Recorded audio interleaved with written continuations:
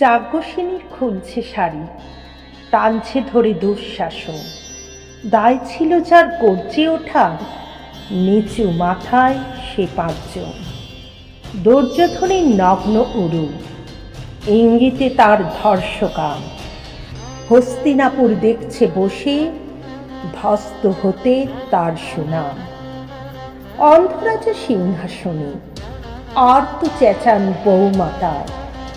নিজের দলের নির্যাতনে সব রাজা হন নির্বিকার।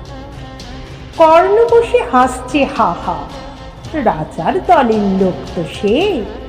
শর্তবিহীন সমর্থনে তাবৎ আরাম সুখ বসে।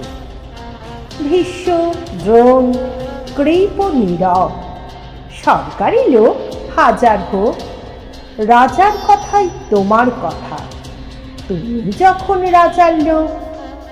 খলশকুনি দেখছে সবই, বস্তুত সে ধ্বংস চায়।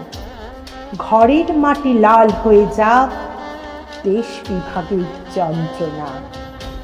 সুশীল সভায় ঘটছে যখন রাজ অপরাধ জঘন্য, ঠিক তখনই তার বিরোধে চেঁচিয়ে ওঠেন বিকর্ণ। বিকর্ণ নাম কেউ কেটালো, 100 ভাইয়ের একজনা। তেমন করে এর আগে কেউ তার কথাটাই জানত না। যতুগৃহে কারেন্নিরা, অন্তত তা নেই লেখা। ভীমকে যখন বিষ খাওয়ালো, তখনও তার নেই দেখা। কিন্তু যখন প্রকাশ্যতেই কাটছে নারীর আব্রুকেও, স্তব্ধ জিভের চুপ সাগরে বিকর্ণ হন একলা ঢেউ। চেঁচিয়ে ওঠেন রাজার কুমার, যুবরাজের বিরুদ্ধে।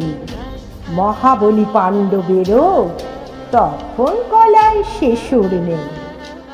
রাজাও যখন নীরব থেকে সায় দিয়ে যায় ধর্ষণে, ঠিক তখনই সমস্ত যুগ বিকর্ণদের স্বর শোনে। আমরা যারা কিচ্ছুটি নই, একটি মোটে ভোট কেবল। অত্যাচারীর সামনে এলে সঙ্গী শুধু চোখের জল। পোষ্যভাবে চাবনা চেবাই অন্ধ এবং নিকর্ণ। প্রার্থনা থাক আমরা যেন একবার হই বিকর্ণ। প্রার্থনা থাক আমরা যেন একবার হই বিকর্ণ। মরার আগে হতেই হবে রাজার সভায় বিকর্ণ।